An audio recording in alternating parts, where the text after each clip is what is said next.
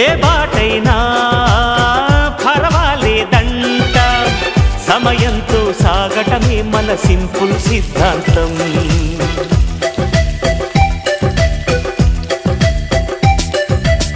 చిరుగాలికి పరిమళమిచ్చే సిరిమల్లెల వనమై ఉందాం, గగనాన్ని నేలను కలిపే హరివిల్లుల బంతెన అవుదాం.